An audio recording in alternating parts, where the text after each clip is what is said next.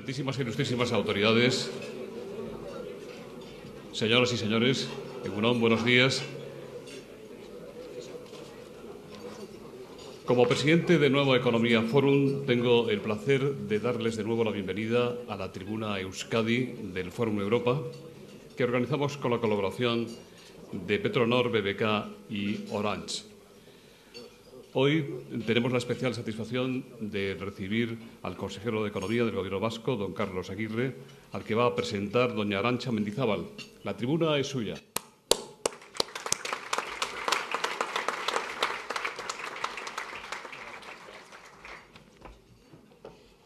Buenos días, Egunon Guztiori. Resulta obligado en este tipo de actos explicar las razones que me llevan a presentar a Carlos Aguirre, consejero de Economía y Hacienda del Gobierno vasco. Pero quiero esgrimir, en mi caso, además de las razones que me unen a Carlos y que más adelante explicaré, las que me unen a este tipo de actos. He sido durante mucho tiempo, es posible que desde sus comienzos, un asiduo asistente a estos foros, no tanto en Bilbao como en Madrid. Siempre me han parecido interesantes, de gran utilidad y, sobre todo, una manera de hacer llegar la actuación política a sectores importantes de la opinión pública. Por tanto, mis felicitaciones a los organizadores. Que Carlos me eligiera para hacer su presentación fue para mí un motivo de especial satisfacción.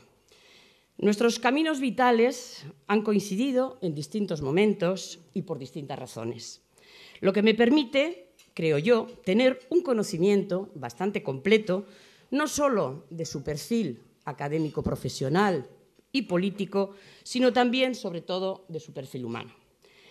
La verdad es que no recuerdo muy bien cuándo nos conocimos exactamente, pero entonces, seguro que yo ya era profesora en la Facultad de Ciencias Económicas en Sarrico, donde Carlos se licenció, por lo que nuestra primera relación fue de alumno-profesora. No puedo, por tanto, desprenderme de esta óptica de profesora cuando observo su trayectoria profesional tan variada como intensa. Una vida profesional que se inició en la banca, rápidamente en el Departamento de Estudios y Estadística de la Cámara de Comercio de Bilbao, para incorporarse ya en 1985 al Ente Vasco de la Energía durante 11 años, como director corporativo de Recursos Humanos, Calidad y Sistemas, puesto que ahora ha abandonado para incorporarse nuevamente al Gobierno vasco.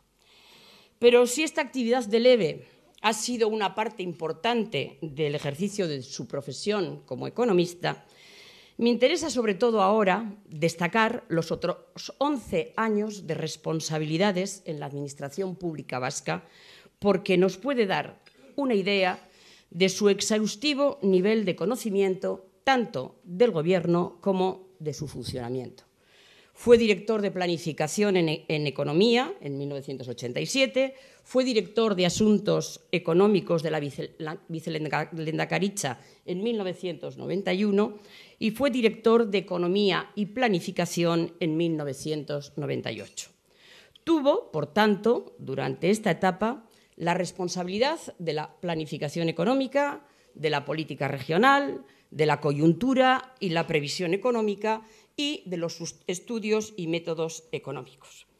Podíamos concluir, remitiéndonos a un popular dicho castellano, que ha sido monaguillo antes que fraile.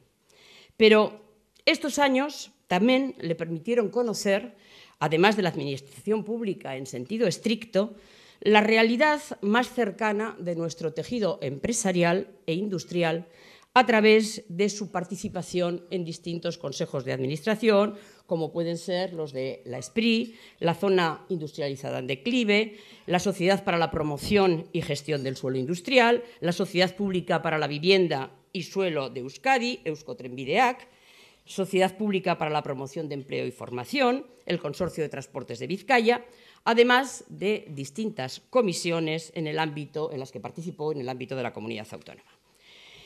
Por tanto, un perfil dilatado y sólido, con un conocimiento profundo de la administración pública vasca y de nuestro tejido económico industrial.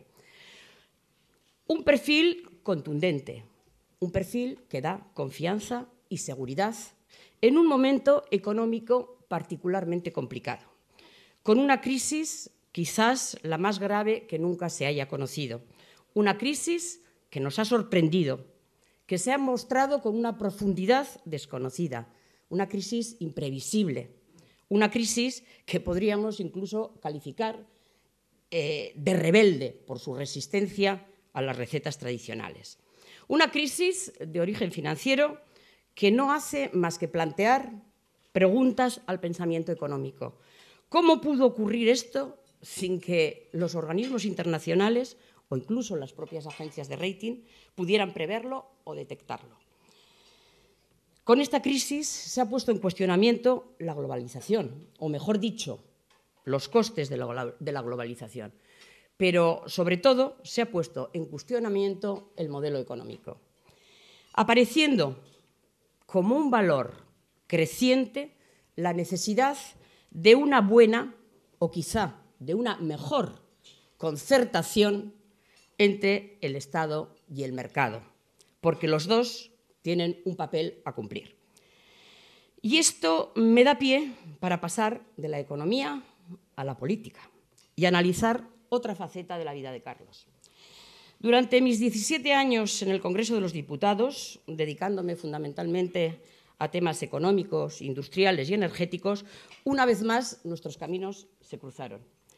Yo desde la militancia política, él desde la generosidad ciudadana se convirtió en un colaborador habitual del equipo económico del Partido Socialista de Euskadi, Euskadiko Ezkerra, durante los últimos años. Una colaboración importante, muy activa y, sobre todo, desinteresada. Siempre dispuesto a preparar ese papel urgente, a analizar el último documento publicado con la máxima rapidez, pero con gran rigor y profesionalidad, supliendo siempre, con mucha paciencia y siempre con buena cara, la falta de tiempo, la precipitación, el agobio con el que muchas veces nos movemos en la vida política. Ha profesado, por tanto, durante muchos años una lealtad y una generosidad con el socialismo vasco que aprovecho hoy para reconocer y, por supuesto, para agradecer. Gracias, Carlos. Pero no quiero acabar esta presentación sin destacar algunos perfiles o algunos rasgos, mejor dicho, de su perfil más humano.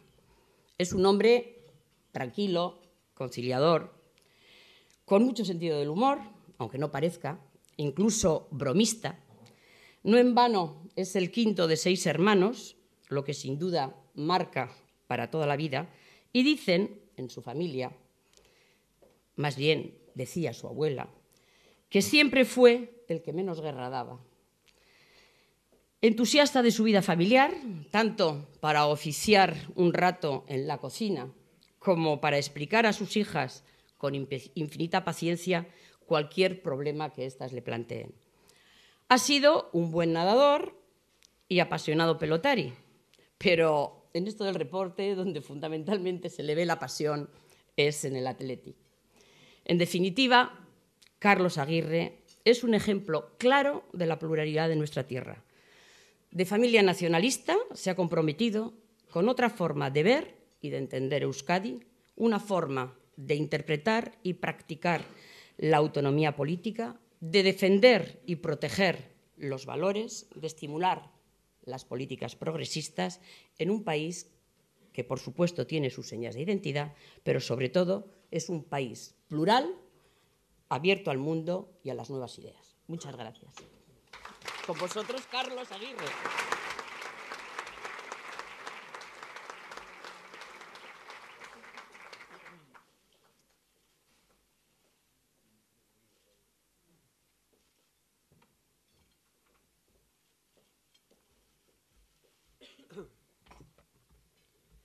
Egun on guztioi, buenos días.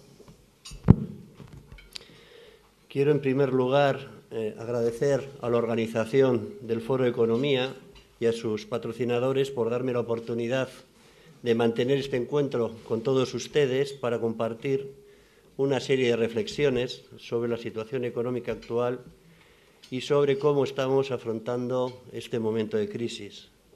Quisiera, asimismo, comentar con ustedes las perspectivas para los próximos años, un escenario, el de los próximos años, que en todo caso está aún por dibujar y en el que todos y todas tenemos una gran capacidad de influencia mayor de la que muchas veces creemos.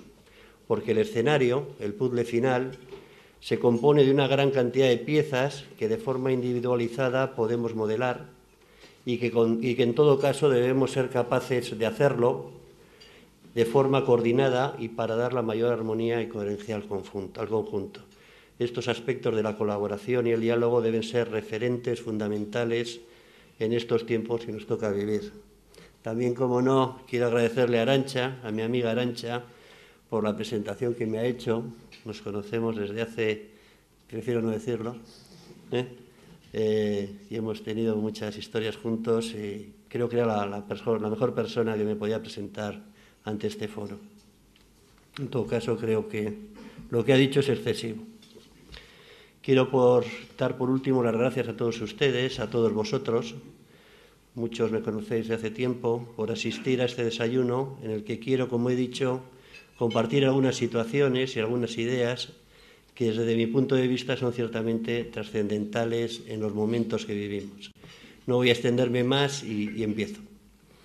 Mucho se debate en los últimos tiempos sobre si esta crisis es la peor que hemos vivido en décadas. A nivel global, a nivel mundial, es posible, dado el gran número de economías que de forma simultánea han entrado en una situación de recesión, pero en España, en el País Vasco, ha habido momentos que me hacen pensar que ha habido épocas en los últimos años tan difíciles como estas. Y voy a intentar explicar. De cómo pasamos la Gran Depresión o la salida de la Guerra Civil, la verdad es que no tengo constatación directa, no soy tan mayor, pero de la crisis de los finales de los 70 sí me acuerdo. Fue una crisis extraordinariamente profunda y duradera, donde pasamos de ostentar, quiero recordar, en el año 75 un PIB superior a la media europea 12, a caer dramáticamente, bajar por debajo del 85%. Una crisis con un profundo componente estructural de modelo productivo que requería una transformación casi integral de nuestro sistema económico. Fue la gran crisis de la reconversión, muchos de ustedes se acuerdan de ello, aderezada con inflación a 2 dígitos y tasas de paro siempre superiores al 20%. Una crisis mezclada además con un convulso panorama político y una crisis por último que la pasamos en soledad, con nuestros propios mimbres fuera del confortable cobijo de la Unión Europea. Y conseguimos salir, probablemente más reforzados que como entramos, como también lo hicimos tras la entrada en el mercado común, pese a los agoreros augurios de que nuestras empresas no iban a ser capaces de competir en Europa sin la ayuda de las barreras arancelarias, como por fin lo estamos haciendo dentro del contexto de la Unión Económica y Monetaria, sin que podamos de forma autónoma regular instrumentos tan poderosos como los tipos de interés o el tipo de cambio. Por eso, también vamos a salir de esta crisis y lo más probable lo haremos reforzados respecto a la situación anterior, porque partimos de una situación mucho mejor, sin inflación, con tasas de paro por debajo del 10%, dentro del paraguas de la Unión Europea, con unos estabilizadores automáticos y unos sistemas de protección social mucho mejores y, sobre todo, con un equipo humano y un tejido productivo mucho más preparado. Probablemente tengamos la generación con más talento de nuestra historia. Pero vayamos por partes. En primer lugar, quiero exponerles, aunque sea brevemente, la evolución de la economía vasca y sus perspectivas a corto plazo. En los últimos años, con los últimos datos que conocemos, que son los del segundo trimestre del año, el PIB cae a una tasa del 3,6% interanual. Este trimestre, el segundo, puede que con el que acabamos de pasar el tercero, sea el punto más bajo del ciclo económico que estamos viviendo. Y toco madera, no sé dónde hay. La evolución, en todo caso, es algo mejor a la obtenida para el conjunto de la economía española, que fue un 4,2%, o la zona euro, que fue un menos 4,7%. Por territorios, el descenso más acentuado ha sido en Álava, menos 4,1%, en Guipúzcoa menos 3,7%, en Vizcaya menos 3,5%. En términos de tasas intertrimestrales, la caída ha sido del 1%, lo que representa una trayectoria mejor que en los últimos trimestres, en los trimestres anteriores, marca un cambio en la intensidad negativa de la tendencia que habíamos iniciado desde el tercer trimestre del año 2008. Esta evolución se circunscribe en un escenario internacional donde por primera vez se empiezan a percibir signos, aunque débiles y leves, de una salida de la crisis. En los últimos días se han publicado datos sobre la evolución de las principales economías, en los que se aprecia un ligero cambio de tendencia, incluso con variaciones intertrimestrales positivas, como es el caso, como conocen, de Alemania y de Francia, que no olvidemos son, junto con la economía española o el conjunto de la economía española, nuestros principales clientes. Además, la OCDE hace 2 semanas publicó ya a conocer los datos de su denominado índice compuesto de indicadores. Es un índice muy complejo, donde es una especie de cóctel con todos los indicadores, que muestra los signos más fuertes de recuperación de los últimos años en la mayor parte de países, incluido España. Pero estos datos ya los conocen ustedes, por eso voy a referirme al escenario de futuro, al escenario inmediato. En cuanto a las previsiones, el cierre de 2009 va a ser con una tasa de caída del PIB vasco en el torno del 2,9%. Esta moderación de los ritmos de descenso, que empezamos, les he dicho, desde el menos 3,6, hemos ido moderando los ritmos de descenso, va a ir consolidándose en el año 2010 para acabar el último trimestre del año, y otra vez toco madera, con tasas interanuales ya en el entorno del 0. En todo caso, para el año que viene la previsión que hay es que haya un descenso de la actividad del menos 0,8%. Por el lado de la demanda, se anticipa una progresiva mejora de la demanda interna y un mantenimiento de la aportación del saldo exterior. La contracción del consumo será importante todavía en los próximos trimestres, incluso esta contracción superará la capacidad de las familias para gastar. Ha salido, estos días en los periódicos lo conocen, la extraordinaria capacidad de ahorro que se ha detectado a lo largo de este año. Y es que las familias están optando por ahorrar una proporción de su renta disponible superior a la que acostumbraban hace bien poco, a costa de renunciar al consumo, una variable esta que se mueve en el mundo de las expectativas, de la confianza, si ustedes quieren, aspecto este que no se encuentra en estos momentos en su mejor punto. Las expectativas negativas retraen el gasto. Sin embargo, nuestra previsión es que esta situación revierta en 2010 y entonces el consumo se modere en menor proporción de lo que caiga el empleo. Probablemente la trayectoria del empleo sea peor a la trayectoria del consumo, una vez, como he dicho, que se recupere la confianza en la evolución de la economía. La inversión, aspecto fundamental, volverá a ser el componente que se retraiga más en los próximos trimestres. Es nuestra previsión, desgraciadamente. Y su recuperación se anticipa muy lenta, con una caída media del entorno del 5% en el 2010. En este año la previsión es que tenga una caída del 8%. No se aprecian signos claros de recuperación de la inversión residencial y la producción de bienes y equipos se encuentra en estos momentos en niveles muy bajos. Desde la perspectiva de los sectores productivos, creemos que la industria ha tocado fondo en el segundo trimestre del año y que ha iniciado ya un tímido cambio de tendencia. El futuro inmediato de este sector en Euskadi está ligado a la evolución que tenga la economía en los países que tienen mayor relación con nuestra economía, que, como he dicho, son España en primer lugar, el resto de España, Alemania y Francia. Si bien la recuperación de estos dos últimos países puede empezar a beneficiarnos, la demanda interna española todavía se encuentra en un tono muy lento y eso puede también significar, por el lado contrario, un pequeño lastre. Para el sector servicios se adelanta un perfil muy débil en el que los servicios ligados a la Administración, los servicios públicos, no podrán compensar las pequeñas caídas de los servicios de mercado. Aún así, la estabilidad que siempre hay en el sector servicios nos dice que a lo largo de los siguientes meses no se va a contraer más. Y la construcción, por su lado, está así, sigue registrando descensos importantes tanto este año como el siguiente. Los precios no serán un problema en los próximos trimestres y se mantendrán en valores algo superiores a los registrados en la primera mitad del año, que como saben ustedes fueron en negativo, pero en todo caso este año y el siguiente se situarán por debajo del 2%.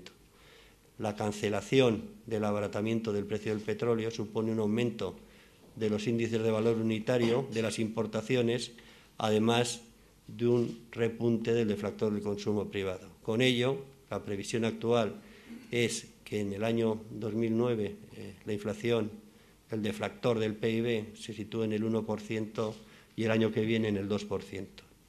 El empleo seguirá contrayéndose, pero a ritmos algo menos intensos, como ya apuntan los datos de afiliación a la Seguridad Social. Con todo, se estima que se pueden perder en término medio del orden de 34.000 empleos este año y el año que viene será algo superior. La previsión en términos de la encuesta de población en relación con la actividad es que este año cierre con una tasa de paro entre el 8,1 y 8,3 y el año que viene entre el 9 y 9,2%. Si nos referimos a la posición cíclica, vemos que el comportamiento de los diferentes agregados de la demanda difiere del de las economías que empiezan a salir de la crisis, dentro de una dinámica intermedia entre lo que ocurre para el conjunto de la economía española y lo que está pasando en Europa. Sin entrar en grandes detalles en este punto, la evolución de nuestra economía nos indica que estamos en un punto diferente del ciclo que el que está trazándose en los principales países europeos. Entramos un poco más tarde en la recesión y estamos pasando los tiempos del ciclo que otros ya pasaron. En Europa, el momento más bajo se produjo en el primer trimestre del año 2009 y nosotros lo alcanzaremos entre el segundo y el tercer trimestre. Esto nos lleva a pensar que el desfase también se producirá en la salida de la crisis. Aquí quisiera entrar en nuestra relación con las economías de nuestro entorno. Según un estudio realizado por CEPREDE, en el que nosotros colaboramos, CEPREDE es el Centro de Predicción Económica, hemos colaborado 11 comunidades autónomas, entre ellas la nuestra, la tasa de apertura de la economía vasca, considerada esta como la suma de importaciones y exportaciones dividido entre la facturación total de lo producido, es del 134% en el periodo, como media en el periodo 1995-2007. Nuestro principal cliente es el resto de España, al que exportamos el 61% de nuestra producción, mientras que al resto del mundo lo hacemos en 39%. En cuanto a los proveedores, importamos de España el 52%, del resto del mundo un 48%, debido fundamentalmente a la compra de hidrocarburos. En todo caso, nuestros saldos, tanto con España como con el resto del mundo, son positivos. Tenemos una superávit en la balanza. En cuanto a lo que es el resto del mundo, nuestros principales clientes, como he dicho, son Francia y Alemania, que representan en conjunto en torno al 36% de nuestras ventas al exterior, o si quieren el 14% de lo que se vende fuera de nuestro territorio, ¿no? Contra un 61% que se vende al resto de España. Ello hace que la enorme dependencia del conjunto de la economía que tenemos con el conjunto de la economía española condicione la salida de la crisis a lo que ocurre en el resto de España. En todo caso, nuestro comportamiento cíclico no está sufriendo caídas tan pronunciadas, por lo que para el conjunto del ciclo nuestra evolución habrá sido más favorable. En definitiva, nosotros estamos viviendo el ciclo con retraso, pero más suave, al menos hasta ahora. Volviendo al plano más estructural, lo cierto es que esta crisis es distinta y lo es porque es una mezcla de varias crisis, la financiera, la inmobiliaria, la de materias primas.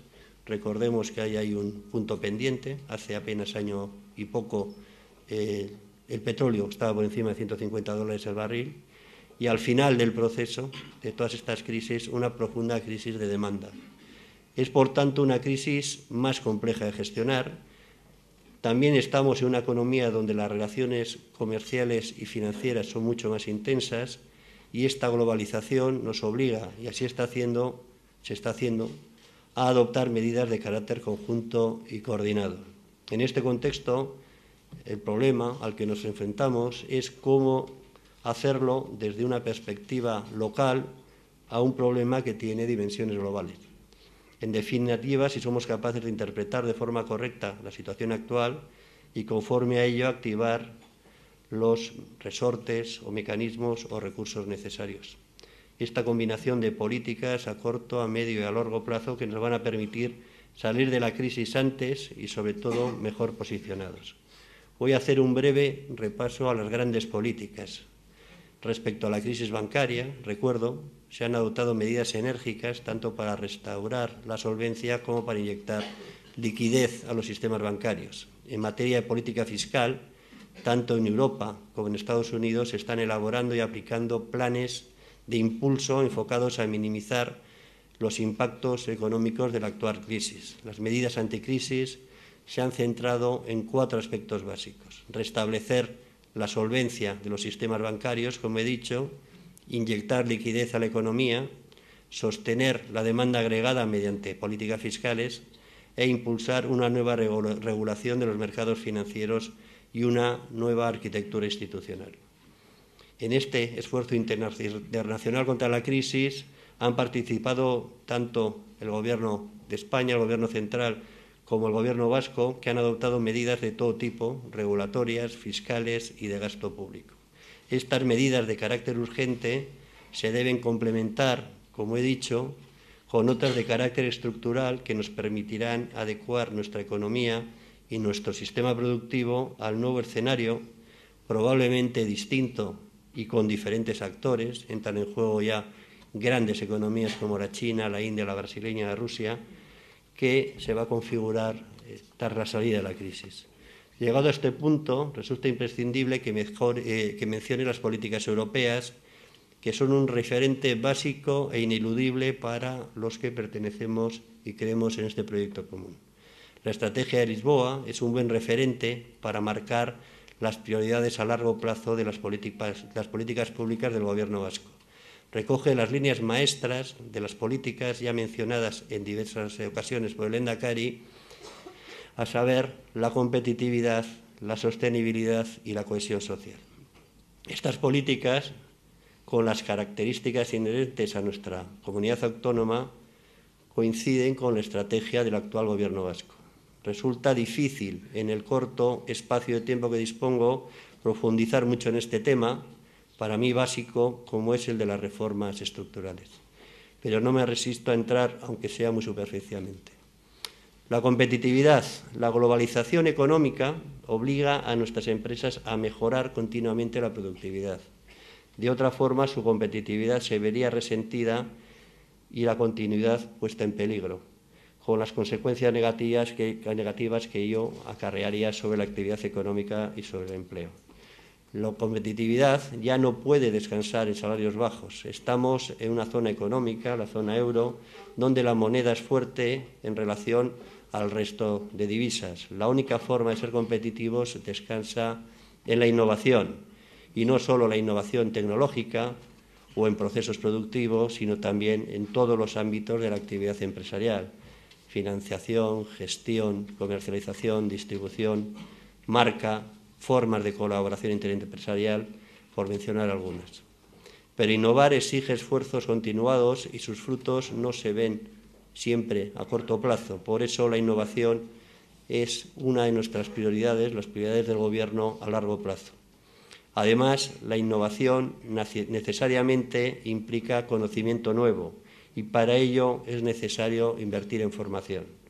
Por eso, y porque el conocimiento es uno de los valores más preciosos en la sociedad del siglo XXI, Las políticas educativas y la formación continua son ejes básicos de nuestra política de gobierno.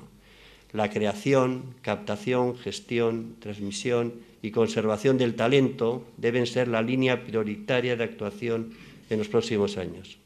En segundo lugar, el crecimiento de nuestra sociedad debe ser sostenible energética y medioambientalmente, y este crecimiento solo será sostenible si las fuentes de energía están diversificadas. No profundizo en este tema, que como ustedes saben es lo que me ha dado de comer en los últimos años, pero en todo caso me gustaría decir que esta apuesta tiene que ir mucho más allá de la derivada del carácter sostenible de nuestra economía, de nuestro territorio, que ya de por sí solo sería suficiente. Es que además estoy convencido que nuestras empresas se encuentran en muy buena posición y son capaces de constituirse en referente en el campo de las nuevas energías y de las tecnologías medioambiental y energética. En tercer lugar, pero no menos importante, la cohesión social es el objetivo prioritario también de este Gobierno. El empleo es uno de los ejes fundamentales para conseguirla. Así pues, el objetivo es fomentar un empleo de calidad, favorecer un aumento de la tasa de actividad femenina y la mayor seguridad en el trabajo, entre otros. Se debe avanzar en la mejora del sistema de asistencia sanitaria, que va a soportar, si no lo está haciendo ya, el paulatino envejecimiento de la población y un nivel de atención cada vez más exigente y sofisticado. Junto a ello está la atención a las capas de población más desfavorecidas, y eso con mayor dedicación en estos momentos de crisis económica, donde el número de personas y unidades de familiares sin empleo y sin recursos será cada vez mayor.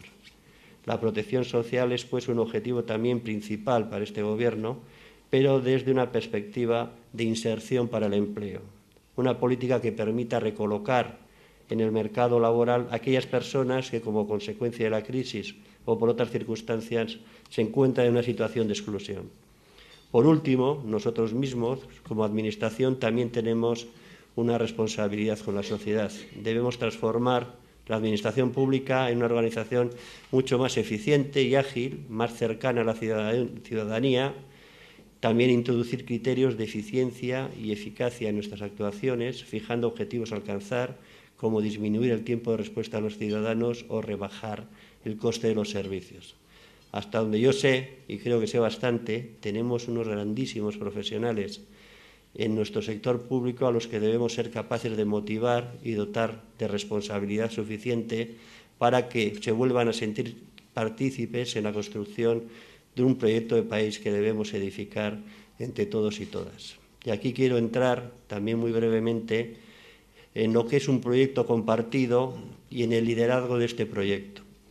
El otro día estuve en un monasterio al lado de Manresa, San Benet, con Josullón, y invitado por ESADE para participar en un encuentro anual que organiza la Cátedra de Liderazgo que dirige el honorable Jordi Pujol. Allí estaba lo mejor de la clase empresarial, académica y política de Cataluña. Se dijeron cosas muy importantes y voy a mencionarles alguna por la que estoy totalmente de acuerdo. En primer lugar, es muy difícil, casi imposible, encontrar empresas de éxito en países que fracasan como sociedad. Esto, para mí, es una gran verdad. Como no seamos capaces de estructurarnos como país, saber qué es lo importante y en los aspectos comunes sobre los que todos y todas estamos de acuerdo, es muy difícil que avancemos. A esto volveré al final de mi intervención cuando me refiera al tema del diálogo.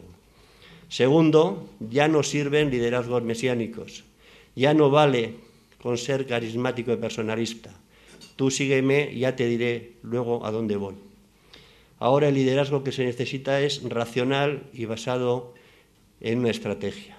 Por tanto, un liderazgo al servicio de un proyecto, un liderazgo compartido que impulse la participación de todos los agentes públicos y privados, un liderazgo con sentido de la realidad, capaz de adaptarse a las condiciones, circunstancias y posibilidades que nos ofrece cada momento económico, un liderazgo ejemplarizante que predique y actúe con el ejemplo y que pida esfuerzos, sacrificios y actitudes que él también está dispuesto a asumir, un liderazgo que sepa balancear el corto plazo, el momento actual y sus problemas, con el medio y largo plazo, con un modelo de país que queremos para todos y las reformas estructurales necesarias para lograrlo. Un liderazgo que tenga una visión estratégica, que sea capaz de priorizar, de optar entre diferentes políticas y medidas y, por tanto, que sea capaz de decir no a otras, porque no se puede hacer todo, no hay recursos suficientes para ello. Un liderazgo, por último, generoso, que sea capaz de definir y conseguir un modelo mejor para las nuevas generaciones, aún a costa de no obtener réditos en el corto plazo. Me pregunto si en este país nuestro, en Euskadi, vamos a ser capaces de entrar en una dinámica de estas características que nos permita evolucionar como economía y como sociedad. Lo que les puedo decir es que nosotros, el Gobierno que yo aquí represento, lo vamos a intentar. Y al final voy a hablar un poco más de esto, pero quiero volver a aspectos menos sugerentes, como son los aspectos presupuestarios. Hasta ahora he hablado de proyecto, de actuaciones, de necesidades, pero no he hablado de los recursos. La economía se empecina en cuadrar ingresos y gastos y ahora me toca hablar de ese cuadre, ingresos y gastos, de los recursos que disponemos para realizar nuestras políticas. La promoción de la actividad económica y el empleo, la generación de stock de capital público y privado, el desarrollo tecnológico y la innovación, los servicios y prestaciones sociales, todo esto consumen ingentes recursos económicos y debemos ser capaces de costearlos incluso en una época de crisis. Pero, como ya he dicho anteriormente, en el gasto público hay un contrabalanceo, una importantísima necesidad de aplicar recursos y, sin embargo, en el lado de gastos, en el lado de ingresos, ocurre todo lo contrario. Como he dicho, a lo que llevamos de ejercicio presupuestario hemos ido metiendo importantes recursos, tanto en el área económica como en el área social. El principal de ellos, como ustedes conocen, es el paquete de iniciativas que me toca defender dentro de 2 horas, hora y media, no sé cuándo llegue a Vitoria, en el Parlamento, que es un paquete de medidas extraordinarias, un plan de medidas urgentes, una ley de medidas urgentes, en la que está incluido el Euskadi 09, que es un paquete de medidas por valor de 400 millones de euros.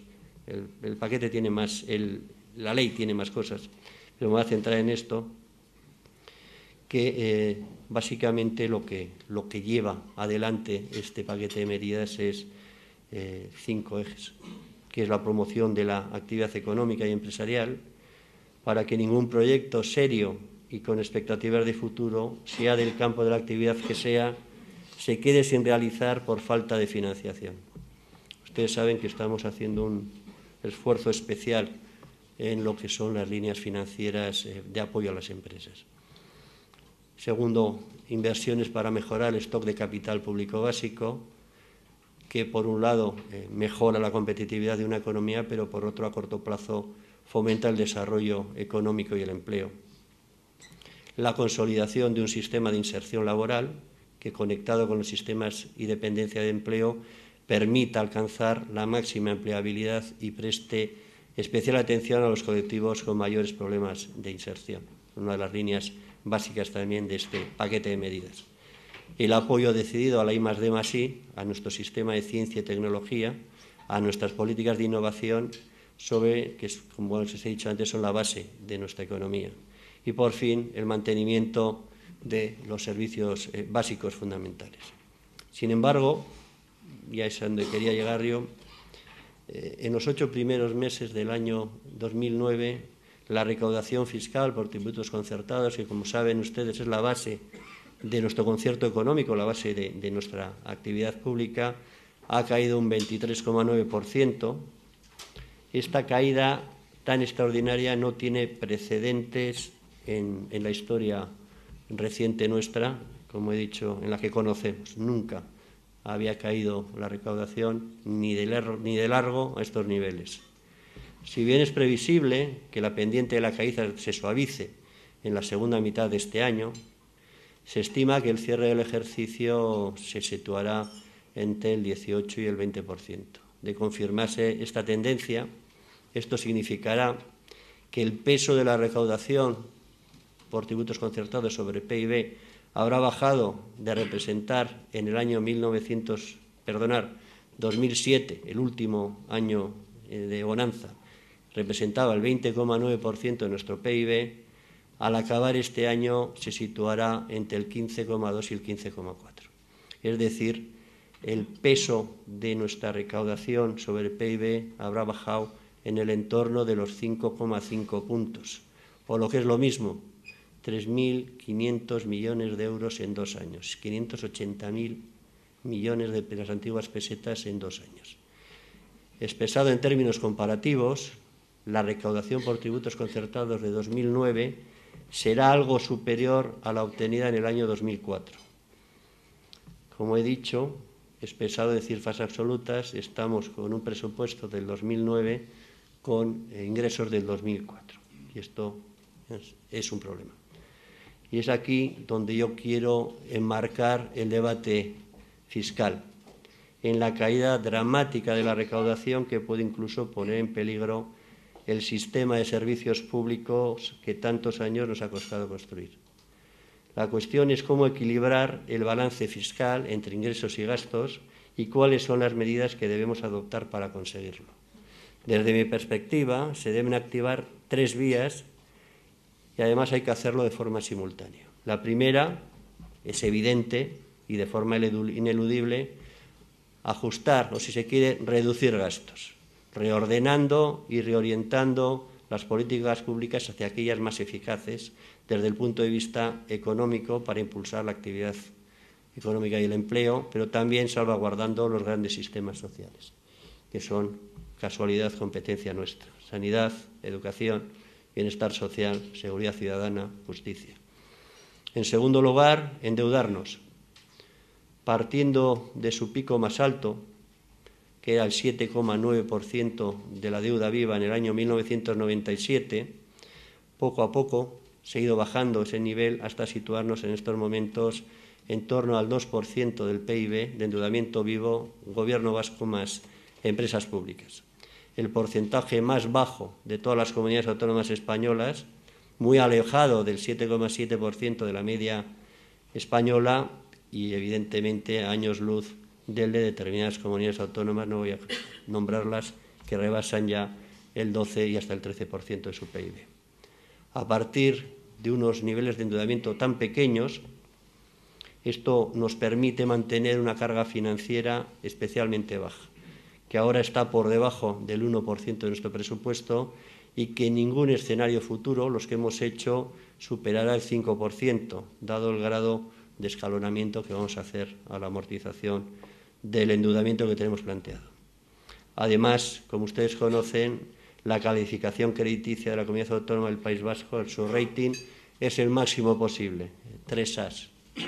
Creo que hay en toda Europa 5 regiones, todas ellas de mucho lustre y fuste, que tenemos 3 As. Entre ellas quiero recordar que está Baviera, la ciudad de París, Londres, nosotros, así como el Athletic, todos los buenos.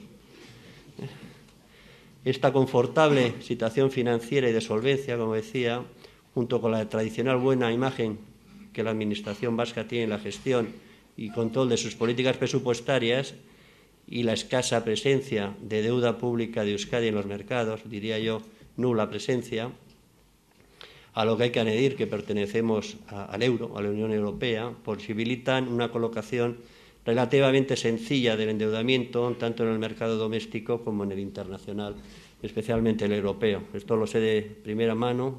Hace una semana estuve presentando a inversores alemanes en Madrid, el País Vasco, y la única pregunta fue ¿cuándo sacamos la deuda? Tenemos pensado, como he dicho, emitir a largo plazo, entre 10 y 20 años, en función de las condiciones del mercado, así como con unos plazos de administración escalonados, como he dicho. La tercera vía para el equilibrio presupuestario es actuar sobre la principal fuente de recursos de nuestro presupuesto, de nuestros ingresos corrientes, que son los impuestos. pero siempre desde una perspectiva de equilibrio razonable entre lo que los ciudadanos nos demandan vía servicios públicos y lo que nosotros les demandamos vía impuestos. Como he dicho antes, se está produciendo un diferencial de 15 puntos entre lo que está bajando la recaudación y lo que lo hace la economía. Y esto ha desequilibrado las cuentas públicas.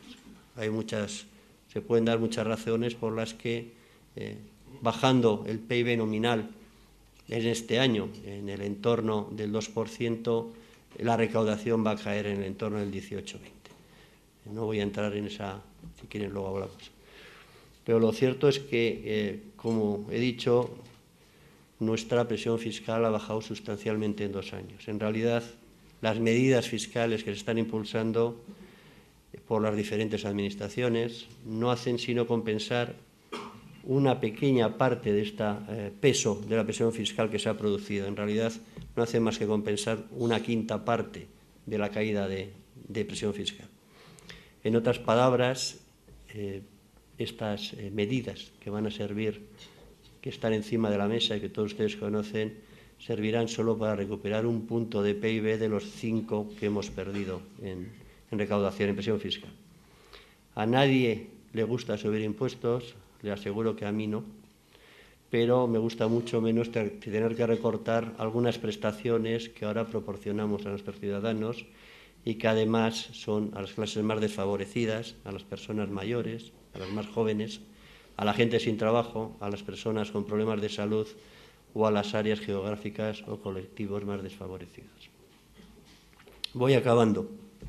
Volviendo al plano más global, la actual situación económica requiere de medidas excepcionales, como ya se están adoptando, y además de la colaboración de todos los agentes públicos y privados. A lo largo de mi intervención he mencionado la necesidad de liderar este país para situarlo en la mejor posición ante un nuevo escenario que se nos avecina.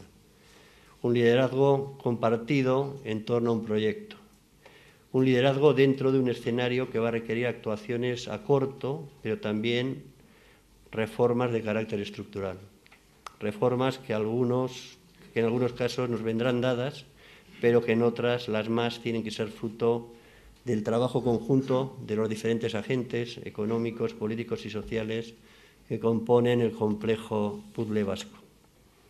La colaboración debe desarrollarse, y de hecho así se está haciendo, en 3 ámbitos: el diálogo social. Como saben, el Gobierno vasco tiene abierta una mesa con los agentes sociales de cara a determinar las actuaciones más eficaces para combatir la crisis. Como ha mencionado el Lehendakari, todas las fuerzas patronales y sindicales están invitadas a participar y así es el deseo del Gobierno. Sin embargo, la autoexclusión de alguna de ellas no impedirá que el diálogo continúe con las que quieran participar y contribuir a lo largo de este proceso.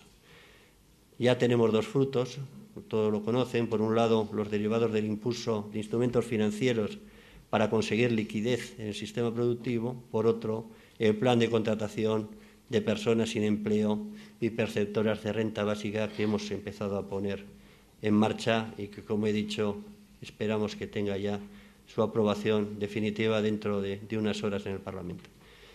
La segunda es el diálogo institucional.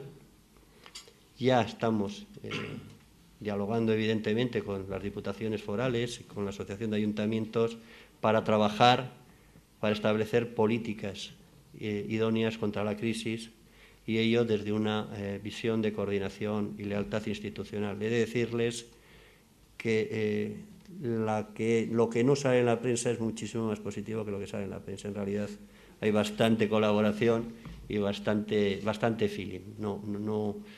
No sé si somos capaces de transmitirlo a la gente, pero hay colaboración. Por último, diálogo político. Es posiblemente ahora un momento en el que hace falta hacer política con mayúsculas, porque el momento económico lo requiere. Ahora más que nunca van a hacer falta grandes consensos políticos para concertar en sede parlamentaria cuáles son las iniciativas legislativas y los instrumentos de política económica más idóneos para salir de la crisis.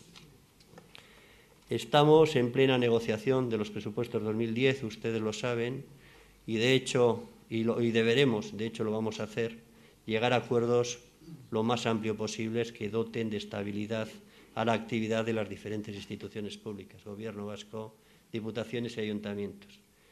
Además, el momento, como he dicho, tiene dos tiempos. El corto plazo, para paliar los efectos de la crisis, las medidas para resistir este momento económico y para activar desde el sector público las medidas necesarias para sostener la actividad económica, el consumo y las situaciones de exclusión social, y el medio y largo plazo. De esta crisis va a salir un nuevo modelo económico con características distintas a las que ahora conocemos.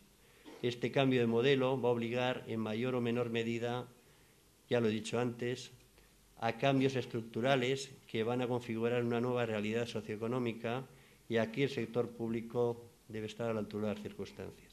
Por ello, en el Gobierno estamos iniciando un proceso de reflexión estratégica que, teniendo como base el año que viene, el 2010, va a realizar un diagnóstico que nos permita definir los objetivos y prioridades de gasto, así como las actuaciones y las medidas a desarrollar en los próximos 4 años. Como dice el Lehendakari, tenemos que ser capaces de mejorar nuestro bienestar y nuestra calidad de vida y hacerlo sobre bases sólidas. Esto nos debe llevar a definir un modelo de desarrollo económico, un proyecto compartido de país. Un modelo que requerirá cambios estructurales en ámbitos tan relevantes como el sistema financiero, el fiscal, el energético, el tecnológico, el de gestión y transmisión de la información y del conocimiento, el educativo, el de investigación, el sanitario y de asistencia social, o el propio de la Administración Pública, por citar alguno de ellos. Y ahora ya se acabo de confirmarse las previsiones que les acabo de decir. La recuperación se hará esperar al menos un año, será posiblemente de baja intensidad por un tiempo prolongado y con una creación de empleo relativamente baja en los primeros años de la misma. Como ustedes conocen, las economías solo empiezan a crear empleo a partir de un crecimiento económico por encima del 1%. Estamos, pienso, ante una crisis que es mezcla de una crisis coyuntural y estructural, que seguro nos va a llevar a un escenario diferente al actual, que debemos ser capaces de interpretar y reaccionar a tiempo para alinearnos con esta nueva realidad y para posicionarlos mejor y antes que los demás ante un mundo y unos mercados globalizados con nuevos y decisivos actores que debemos interpretar como una gran oportunidad para el desarrollo de nuestro país. En este contexto, todos los agentes que estamos jugando esta difícil partida, los económicos, los políticos, los sociales y los institucionales, tenemos la obligación no solo de colaborar y cooperar, sino incluso de ser cómplices para sacar entre todos a nuestro país de la difícil situación en la que se encuentra. Por ello, nuestro compromiso, el del Gobierno que represento, es por superar esta situación cada vez es más firme y decidida. La capacidad de los vascos para afrontar estas situaciones ya las hemos demostrado en épocas pasadas y cada vez hemos conseguido salir de una posición competitiva mejor a la de origen. Estoy convencido que va a ocurrir lo mismo porque lo podemos y lo sabemos hacer. Este momento que nos ha tocado vivir presenta grandes retos, pero también grandes oportunidades. Y lo que seamos capaces de hacer, de construir y de concertar va a depender en buena medida el futuro de nuestra sociedad. Muchas gracias.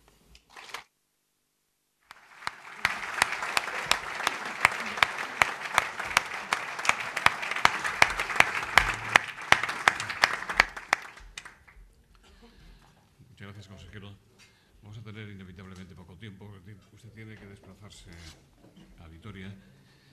Le agradecería la mayor concreción posible, aunque ya entiendo que es difícil. Pues la verdad es que tengo tantas preguntas que no sé por dónde empezar, pero si quiere lo puedo hacer sobre el tema de las cajas vascas, porque hay, fíjese, todas estas preguntas vienen de Nayara Ortiz, del Mundo, del cónsul de Marruecos en Bilbao, don Benedicto, y otras sin firma. Dicen, Caja Navarra y Caja Canarias pueden ser la primera fusión interregional de entidades de ahorro de España. Novena Caja Española. Cada caja seguirá manteniendo su personalidad jurídica, sus sedes y los mismos órganos de gobierno actuales, pero consolidarán sus balances de acuerdo a los criterios del Banco de España. También dicen, el presidente de la BBK, en una conferencia organizada ayer por la Fundación Sabino Arana, dijo que no pondrá en riesgo el control de la BBK con una eventual fusión con otra entidad como Castilla-La Mancha. No iremos donde no nos quieran. Si no ha dicho esto, como está aquí don Mario, puede decir eso u otra cosa.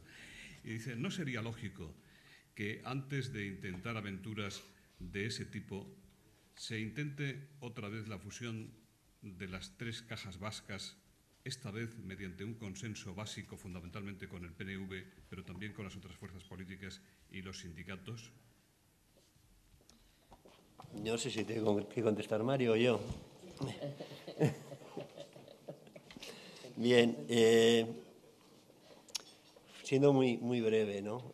Los estatutos de las cajas marcan unas reglas de juego que hacen bastante difícil fusiones entre comunidades autónomas. Puede ocurrir el caso que cajas de una extraordinaria rentabilidad y eficiencia, como son las vascas, entrando en determinados procesos, pues pierdan su autonomía porque los estatutos marcan unas posiciones de control que son las que son, ¿no? Y yo lo he hablado muchas veces con Mario, la BBK no va a entrar ahí, con lo cual entrará en las condiciones que la BBK crea que deban entrar. Y es, yo creo que lo que ha dicho Mario, no va a entrar a un sitio donde la posición de la BBK va a ser peor que la que tenía ahora, ahí no va a entrar. Entonces, a no ser que me contradiga ahora, yo creo que es un poco el tema, ¿no? En cuanto a la fusión de las cajas de aquí, yo creo que se van a acabar fusionando. El tema es, en un momento de convulsión, yo vengo de jesuitas, en un momento convulso, si hay que hacer mudanza o hay que esperar a que este temporal capee y en ese momento empezar el proceso. Y igual es mucho más lógico esta segunda opción. Don Xavier Irala le pregunta, he dicho don Xavier Irala, es que como no funcionaba el micrófono, ¿cómo puede usted hablar de modelo participativo de gobierno donde la sociedad vasca se sienta representada cuando acaban de excluir ustedes al partido más votado? Pues, como usted sabe, yo soy un altísimo representante político de este país, ¿no? Bien, lo que pienso como ciudadano, sin más, vas al Parlamento, haces tu juego de apoyos y el que gana, gana. Creo que yo he estado en, ¿cuántos? 4 gobiernos vascos, tengo el honor de ser, igual con Isabel Celaá, una de las personas más cesadas de la historia.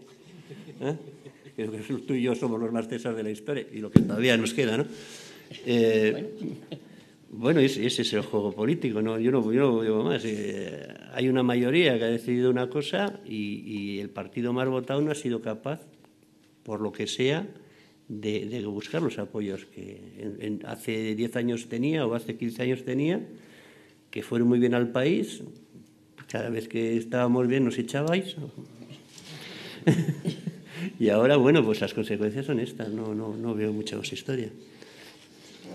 Bueno, el señor Kenner, presidente de la Cámara de Comercio de Álava, insiste en si no le parece oportuno impulsar políticamente la concertación de las cajas, la concentración de las cajas vascas. Si quiere referirse a eso, de nuevo. Bueno, no sé si repito otra vez. Yo lo que he hablado con los presidentes de las cajas es en los términos que he dicho, ¿no? Si es el momento, un momento convulso, un momento en el que todas las fuerzas de una organización tienen que estar en ver cómo pasan esta crisis, que, como todos ustedes saben, el año que viene toca estrechamiento de márgenes y toca romperse la cabeza para que las cuentas salgan. Y, bueno, la decisión que han tomado las cajas, y yo respeto, es en estos momentos dedicarse en cuerpo y alma a eso. No me parece mala opción. Le preguntan si es usted partidario de una subida impositiva a las rentas de capital y a la SICAV, y cuál es su posición ante el mantenimiento del impuesto de patrimonio en Guipúzcoa. ¿No puede provocar una migración fiscal? Bien, dos cosas. En cuanto a lo que es la renta de capital, yo creo que los escenarios que tenemos nosotros, las simulaciones que tenemos, realmente la subida del 18 al 20 es muy poco dinero.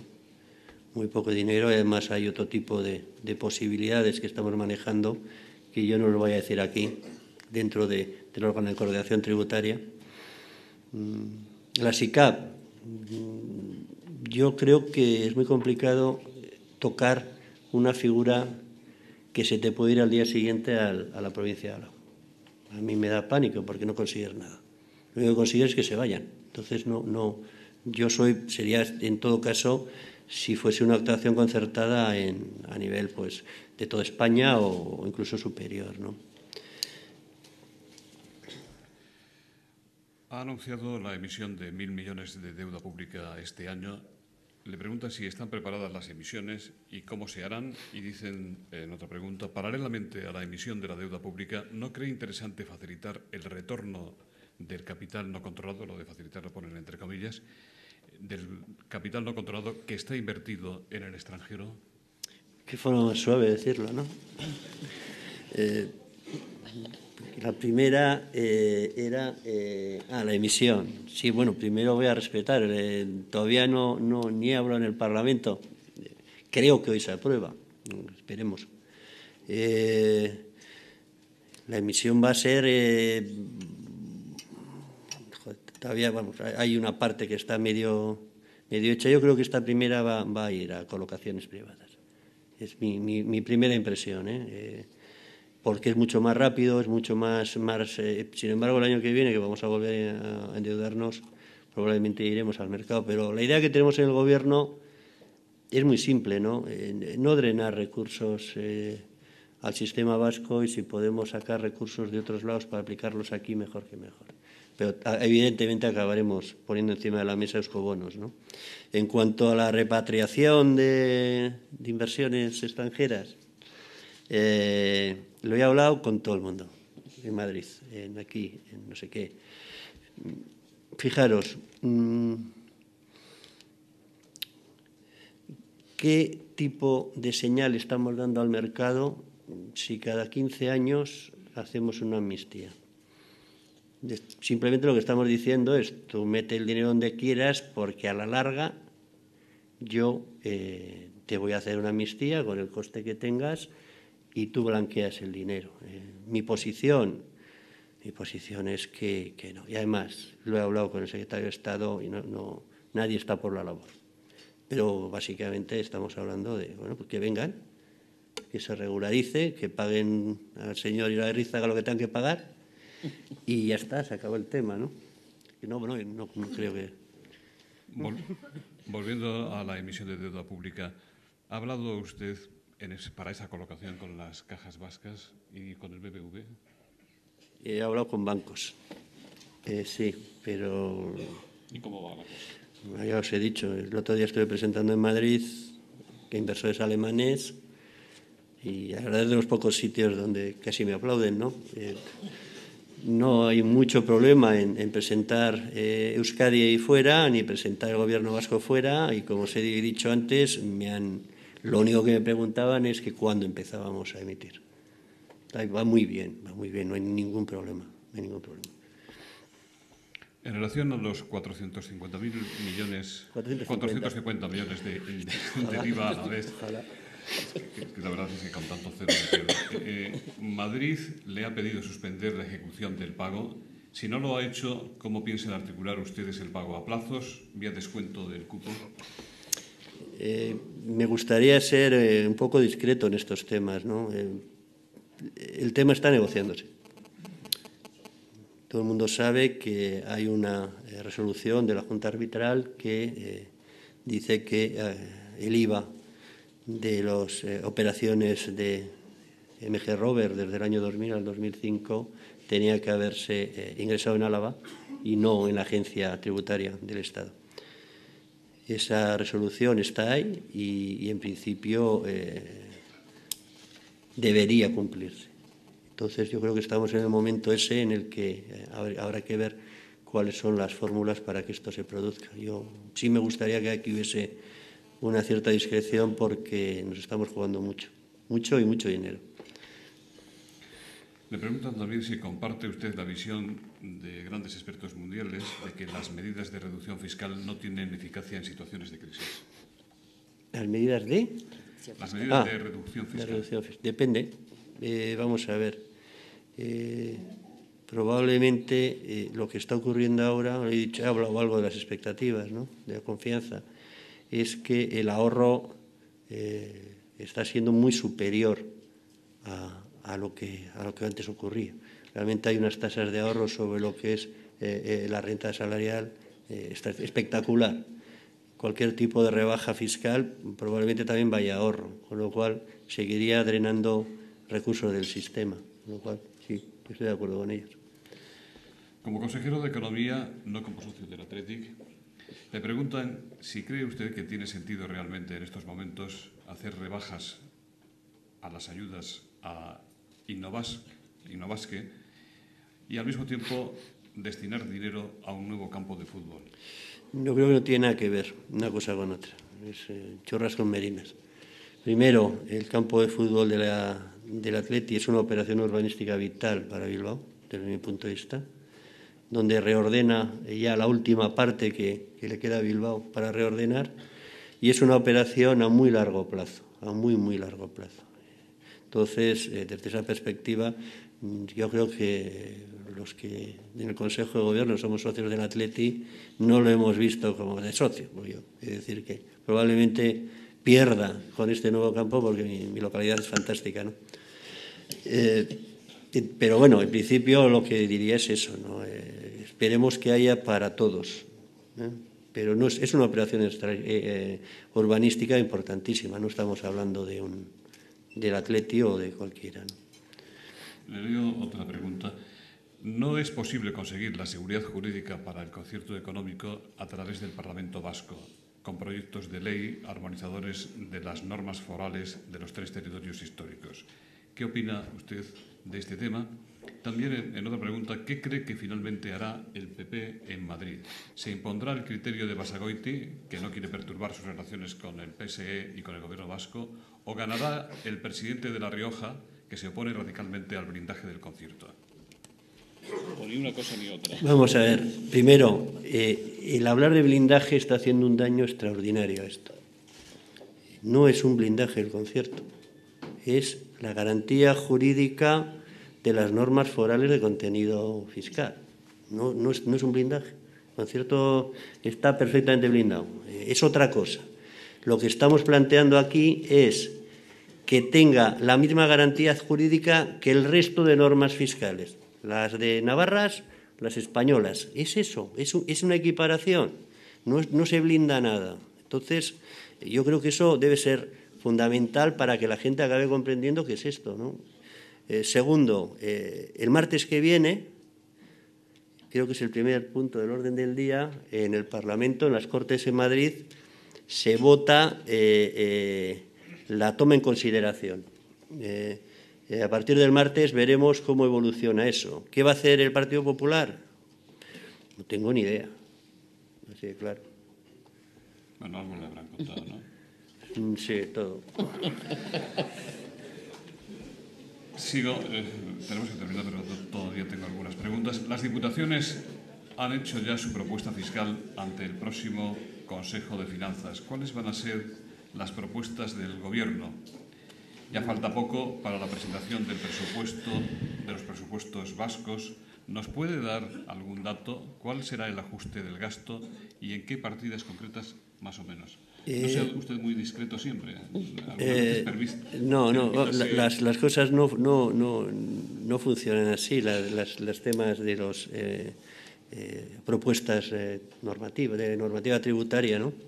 Hay un órgano que es el órgano de coordinación tributaria, donde el Gobierno y las Diputaciones discuten estos temas a nivel técnico y luego se determina pues qué es lo mejor.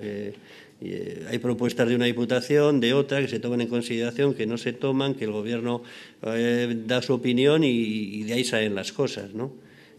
Nosotros lo que intentamos en el órgano de coordinación tributaria es precisamente eso, ¿no? Que las normas salgan con una cierta coordinación, ¿no?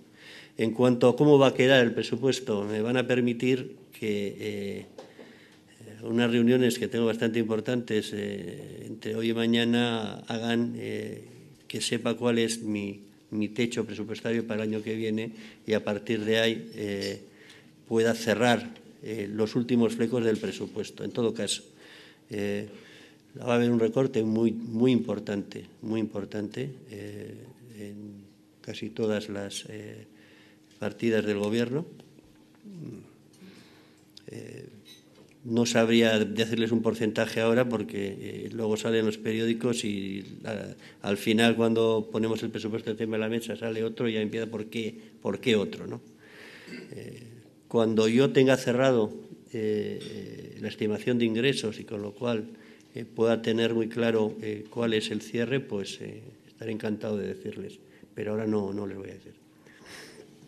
Ni siquiera si estará a salvo de esa reducción algunas zonas prioritarias del presupuesto, que puede ser educación, sanidad. Por supuesto, pero sí, por supuesto, pero vamos a ver, al de sanidad no le veo. Se le esperaba, desde luego. Sí. Sí, pero también les hemos pedido que hagan un esfuerzo de racionalización del gasto. Es evidente, nosotros como Gobierno somos un Gobierno que dotamos servicios. Somos mucho más de dotación de servicios que de inversión. Nuestra filosofía competencial es esa. Quizás las Diputaciones tienen un componente más inversor que el Gobierno, nosotros de prestación de servicios públicos. Y además, en educación y en sanidad, es que son los grandes servicios fundamentales, lo que ocurre es que su resistencia a la baja es brutal, porque estamos hablando de mucho salario, mucho capítulo 1 y mucha prestación de servicios, que es muy difícil tirarla a la baja. Esos dos departamentos probablemente no, sí, van a ser una excepción en la bajada. Don Ignacio Echevarría, presidente de la Cámara de Comercio de Bilbao, le pregunta cómo se concilian el concepto de economía sostenible y el concepto de Euskadi como país sostenible. Otra conferencia. Pues sí, no sé si va a llegar al Parlamento. Vamos a ver.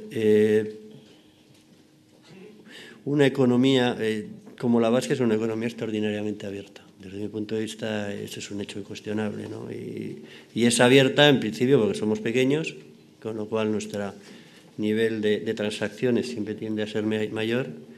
Y, en segundo, porque nuestra orientación siempre ha sido exportadora. En ese sentido, bueno, somos una entidad económica perfectamente equilibrada y equiparable a cualquier otro tipo de economía regional europea. A partir de ahí, tenemos una entidad económica sin grandes, en estos momentos, o salvo que alguien me diga lo contrario, sin grandes problemas de encaje financiero, económico y competencial dentro de Europa, y lo que es la entidad de país, pues no sé qué diferencia puede llegar a haber desde mi punto de vista. Yo soy una persona bastante pragmática ahí, ¿no? Entre lo que hay ahora y lo que puede llegar a haber en otro escenario político, ¿no? Bueno, la última pregunta. ¿Qué estaría pasando con la estructura impositiva vasca ante la constatación de una doble situación? Menor caída de PIB que España y Navarra y mayor caída de ingresos fiscales que en España y en Navarra. Eso es así. Es complejo, ¿eh? Vamos a ver si soy capaz de explicarlo. La caída de la recaudación del año pasado fue menor, mucho menor, en Euskadi que en el resto de haciendas españolas, por decirlo de alguna forma. Y ahora no te voy a decir que esté ocurriendo lo contrario, ¿no? En Navarra sí es cierto que hay una bajada, pero es que el año pasado el ajuste en Navarra fue brutal.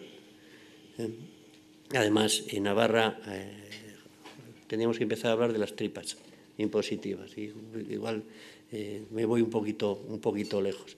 Yo lo que me gustaría que la gente mire todo el periodo, desde 1 de enero de 2008 a 31 de diciembre de 2009. Que se vea ahí, que se vean las circunstancias que hay, que se vea cuáles han sido las opciones impositivas que tiene cada una de las haciendas y a partir de ahí valoren. Y veremos que no hay tanta diferencia. Puede que la haya, pero me da la sensación que no hay tanta diferencia. Muchas gracias, consejero. Vale, gracias. Ya muy brevemente, en nombre de las entidades patrocinadoras de la Tribuna Euskadi, don Fernando Ballestero. Consejero, como sé que tienes mucha prisa, en nombre del foro y en nombre de las entidades, solo voy a decir 2 palabras. Muchas gracias.